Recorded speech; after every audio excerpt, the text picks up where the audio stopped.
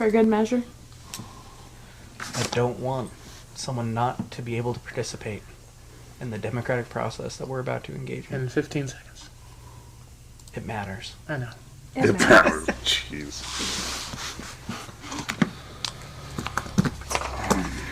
30 seconds.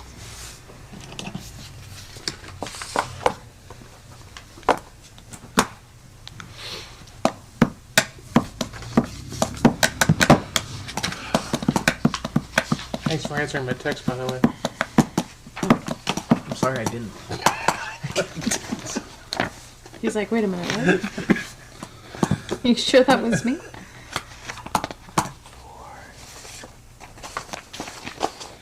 Happy New Year's. All right, ladies and gentlemen, welcome to the Planning and Zoning Commission for Tuesday, January 3rd, 2023. Happy New Year to everybody. We do have an established quorum tonight, and I am looking to entertain a... What am I looking to entertain? It's been a while. Approval of minutes. See, that's why you're here. For December 5th, 2022. Mr. Chair, Sir, I'd like to make a motion to approve minutes for December 5th, 2022. first have a second. Second. Second by Scott. All in favor? Aye. Aye. Any opposed? Hearing none. Moving straight down to recognize the persons not on the agenda. Seeing none. Anybody have a conflict of interest as per what we are discussing this evening? No. None. None? Perfect. Moving on down to our public hearing and action. We have an action item for conditional use permit of Jordan Larmy. I apologize if I butchered that name. A conditional use permit to allow an event center located at 275 East 4th North Street.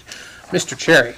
Thank you, Mr. Chair. As you mentioned, we have before us a conditional use permit to allow a event center at 275 East 4th North Street. This is in the C2 downtown zone.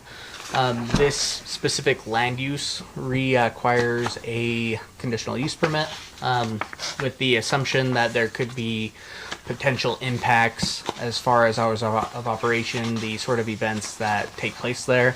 I can tell you that it's my opinion, we need to do this by code, but it's my opinion that as we look at the allowed uses in certain areas that we do know some of them are antiquated. It's my opinion that a event center downtown is very appropriate. Those are the type of uses and economic drivers that we would like to see. A indicator of this is in the downtown overlay. We do not have any parking requirements because we want to have uses. We want people to be there.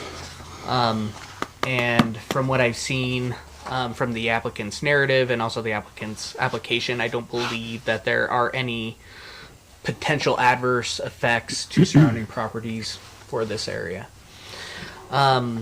This applicant, she is in a portion of a building, and note that the conditional use permit is for the portion of the building she is in. So let's say that she was to be wildly successful and wanted to open up and expand to the spot next door, she would have to come into this body per code, being that she would be expanding the square footage of her conditional use permit.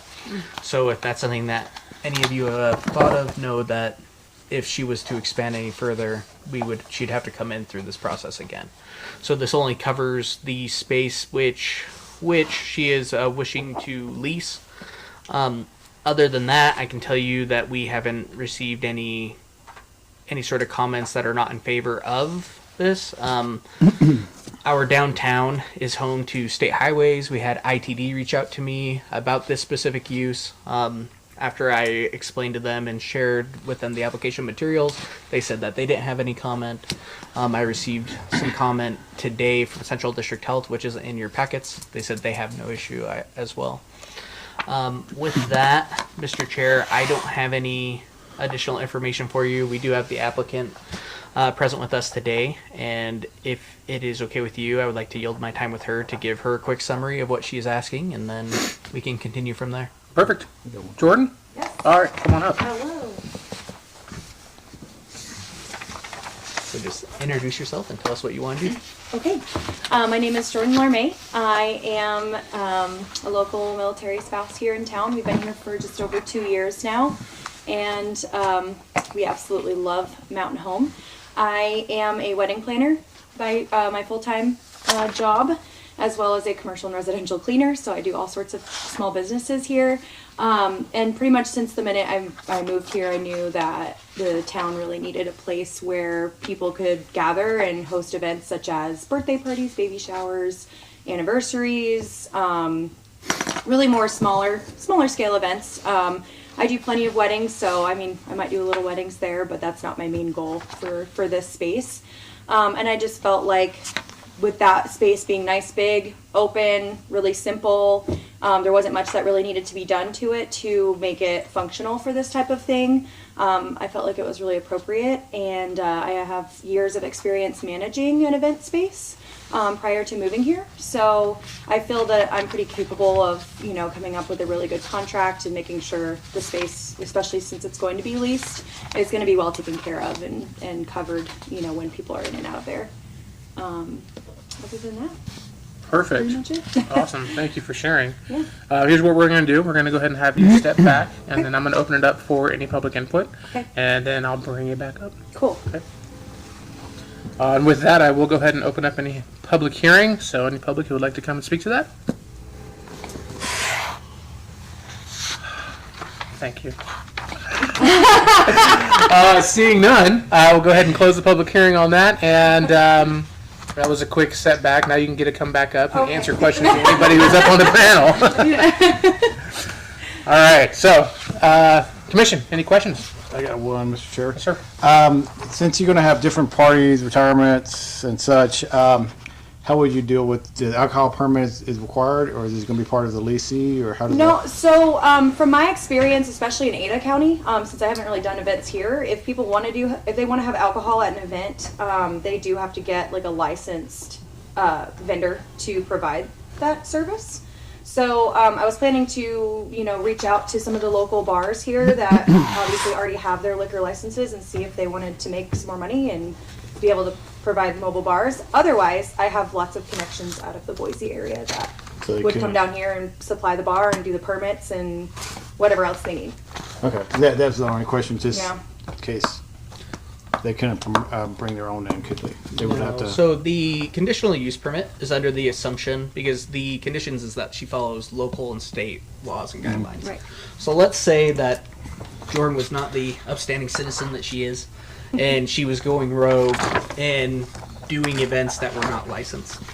We would probably get wind of that because it's a illegal activity, and whoever reported it would report it to us, and then we would have standing to revoke the conditional use permit.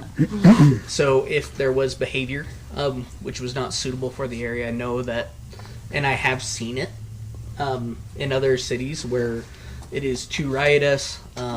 There's a lot of arrests. There's a lot of conflict where they have revoked certain land uses from properties.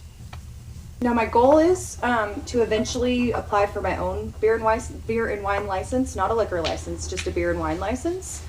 Because from what I've gathered, looking at the application process and what the state needs and everything else, I would have everything that they would need to be able to even at least process it. I don't know if they'd approve it, but then I would have the capability of controlling, the beer and wine and would not worry about liquor. I'd rather not anyway, because people get crazy. Oh, beers. Jim, Travis. how many allotted spaces are there for parking? I know that ITD had no concern, but just to appease my curiosity. So I'd have to go over there and actually count the ones that are in front of the building. So the ones on the side are not allotted. Oh, those to- are allotted to the building as well. Okay. There's like 4 right there on the side, I believe. And then, I'd say at least 10 or so in the front of the building, the angled spots that go along the whole front of that building. I do know that people who frequent the bar across the street do park there. Yeah. that's- Okay. But yeah. Mr. Cherry, it is my understanding that we do not have any type of parking requirements in that downtown corridor, correct? So there is no off-street parking requirement. It's important to note that those certain parking spaces, though they may be in front of a certain establishment, it may seem like, oh, this is their parking. It actually isn't. That parking is all public parking. It's all public right-of-way. There's a lot of different opinions on are we overparked? Are we underparked? I can tell you that when we did the downtown revitalization project, we had Boise State come in and they did a survey, and they found that only 30% of our existing spaces were being occupied.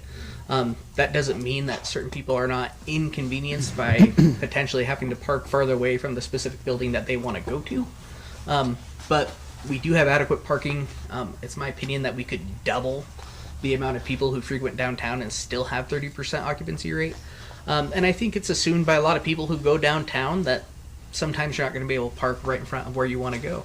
I think an example of that is Blue Pit Brewing does trivia on Wednesday nights, and they have sometimes it seems like 100 people in there. I'm sure that they are meeting their occupancy requirements, but people find a place to park and go to the desired service. Yeah. And I think for something like an event, such as a wedding or a birthday party, that people might be willing to walk a few extra steps to go to that. I agree. Okay, thank you for answering my question. Commissioner, anything else? Scott? Nope. All right, I'll entertain a motion. Mr. Chairman, I'd like to make a motion to approve Mrs. Larmay's conditional use permit application, provided that, let me see here, provided that they follow all of the requirements that are stated for city-state laws. I guess, is that how we want to say it? Yeah. I'm tracking. Okay. Yep, okay. All right, I have a first, I have a second. Second by Billy. All right, Travis, I'm starting with you. Aye. Billy? Aye. Christina? Aye. Scott? Aye. An aye for me as well. Motion passes. Awesome. And you are free to go. Cool. Yeah. Thank you. All right, moving down our long list of items tonight. New business.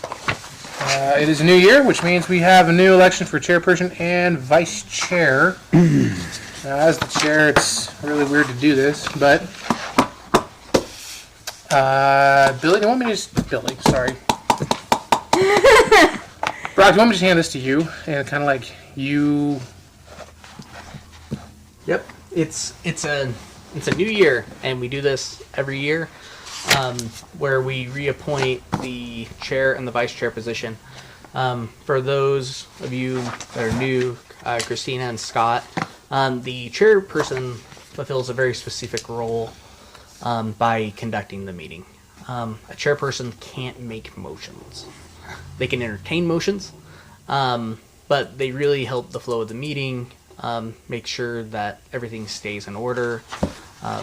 They're attentive to the public that comes to the meeting, make sure that everyone is heard during public hearings, and kind of help facilitate sometimes chaos. But it's a very important position. It's my opinion. I think Topher's done a fantastic job. He does it really well. But it's very important, I think, to build up people to do that position, because there were times where Topher wasn't there, and we had Billy over here who was able to step up and fulfill those needs. So I support everyone having a chance, everyone learning, and if anyone's interested in either of those positions, now is the time for you to kind of share your thoughts of where you sit, and have that conversation. So I'm more than happy to carry on the chairman person's role if you'll have me. I bet if anybody else would like to throw their name in the ring, more than happy to hear that too. I'd like to do the vice chair again. Feel like it was a good learning year for me. All in favor of keeping it the same. I'm in favor of keeping I'm- it the same. I'm in I think our favor. confidence in Yeah. Chairman Wallard's great. Yep. Billy's done a great job in your absence. I think it's fine And- just leaving it as is. And I don't know if I speak for you, but definitely for me being a new person on the commission, it's been very refreshing to see somebody with such a level head, with both of you, be able to conduct these meetings in such a professional manner. So I observe, of course, and I think by observing is how you learn, and I'm happy to have you guys on again for this coming year. Okay, appreciate that. Thank you. Okay. is there a motion? I'd like to make a motion to keep the panel the exact same as Topher Wallert as the chair and Billy Schroeder as the vice. Rotor, not Schroeder. Schroeder. You had a chimera at least. That would be that. I was here for that, man. That would be great. There's a motion on the floor concerning planning and zoning commission leadership. Is there a second? Second. Oh, good. And we will go ahead Yes. and go down the line. Mr. Harjo, I Miss Drake, Aye. Mr. Wallert, Aye. Mr. Roeder, Mr. Agnes. All right. All right, so we'll go along with the status quo. I spoke to Topher today, and I said I'm very impressed. I'm very happy with what we have. I'm really happy to continue with the status quo. I would urge all of you, though, who don't serve in those positions, and all of you do a really great job of paying attention. I don't think I've ever had to pester someone for being on their phone and not being actively listening and attentive. But know that there's probably going to be one day where Topher won't be here. There will be one day when Billy isn't here. So I always urge you guys to be willing to grow and improve and become better public servants. Okay. With that, let's go on. Moving on to our old business then. So we have two things here this evening that needs approval for the finding of facts. And just so before we're clear, we do not have to state everything there. We can actually say, I entertain a motion to approve PZ 22100 and PZ 22101. We're going to do one at a time, but we do not have to read all of it out. So, yes, sir. Sorry, so I'm just going to interject before you begin. So Mr. Schroeder has given you a new draft for the findings of fact for the vacation application, and I'm going to inform you of the minor changes he made.